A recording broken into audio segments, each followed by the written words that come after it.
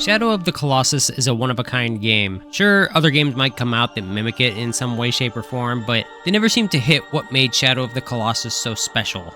I remember renting Shadow of the Colossus back in the day on PS2, and it's one of those games that I loved it so much that I wanted to have it, so I eventually bought it, and then fast forward to the PS3, and Sony had eventually released the Ico Shadow of the Colossus collection. And of course, I wanted to get it because 1, I hadn't played Ico yet, 2, Shadow of the Colossus was going to be on more powerful hardware, and if you played the PS2 version of the game, you'll know that at times that game chugged because it was pushing the PS2 as far as it could. Fast forward yet again to the PS4, and Sony had Bluepoint Games do a complete from the ground up remake. So I had to buy it again. Because reasons. When you look at all 3 games side by side, it's actually quite insane how different they look and run. I mean, even just obviously the PS4 version is a complete remake, so the graphics are going to look better. But would you just look at the PS2 and PS3? Despite the fact they literally are the same game, it's crazy how different they look. And so just for context, I'm going to be using the PS4 version going forward. So with that being said, let's dive in. Team Ico has always had an interesting way of telling stories.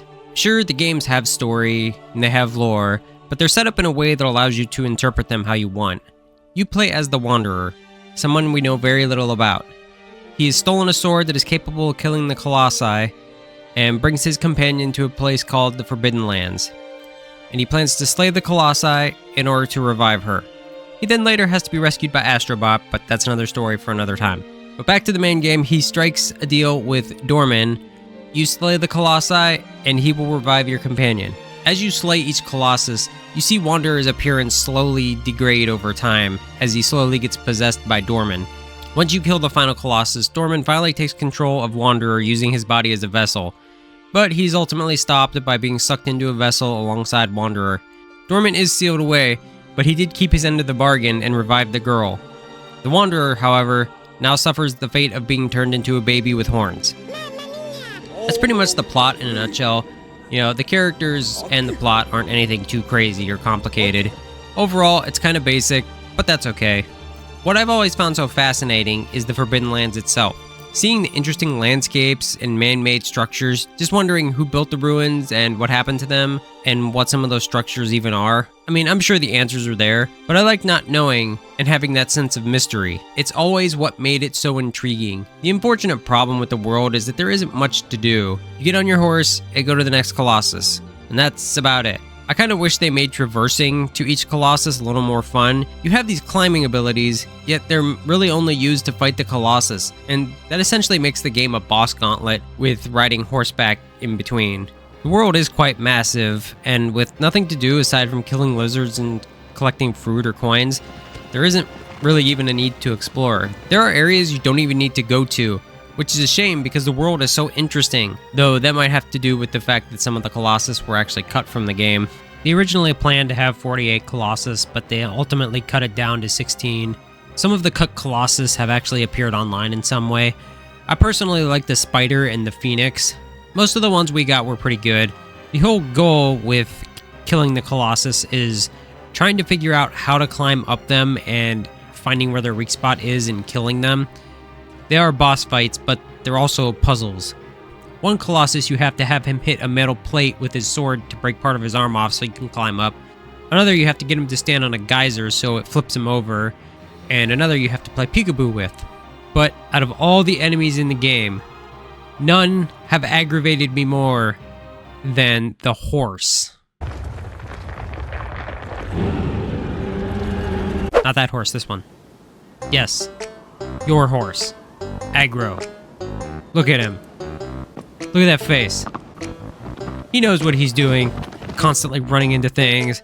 Not coming when you call him.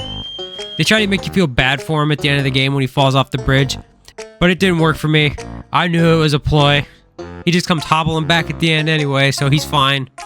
But the Colossi are the game. Like I said, each one is essentially a puzzle. Once you figure out how to fight them, and you finally take them down, it's absolutely satisfying. You literally feel like you've taken down a force to be reckoned with.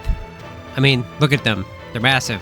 But as soon as you see them topple over and die, the music that's playing isn't necessarily uplifting. It's kind of sad and in a way makes you feel sorry for killing them. Like, you can't help but wonder, were they evil or just defending themselves? I mean, you do come along and kill them.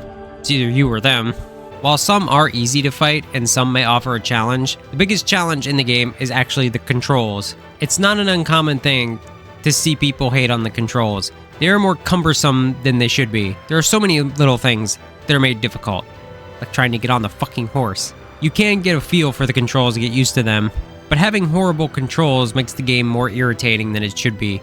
Not to mention it creates an entry barrier. Have you ever tried to play a game and disliked it because you didn't like the controls? There's so many games out there with so many questionable controls.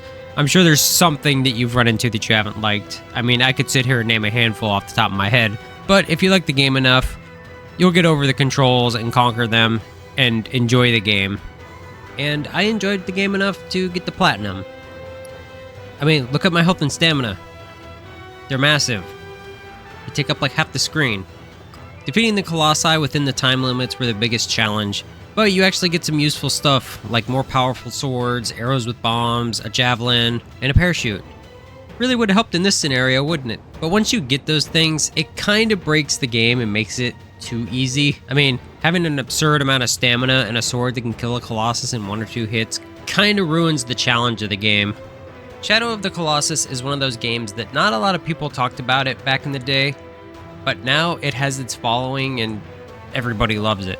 And as much as I love the game, and I would like a sequel, at the same time, I don't. I think the game's perfect the way it is, for the most part. Sure, we have Eco and The Last Guardian, but they aren't the same game. Each one kinda is self-contained. Realistically, I'd rather Shadow of the Colossus be left as a one-off because I don't think they could recapture what made the first game so special. But if they did make another game, they would need to take it in a completely different direction. Maybe make it, like, much more mature. You know, think like how God of War was, like, over-the-top violence. And maybe make it a crossover with, like, Astrobot. And they could call it Astro of the Colossus. The Precursor Legacy. Part 2. Going Commando.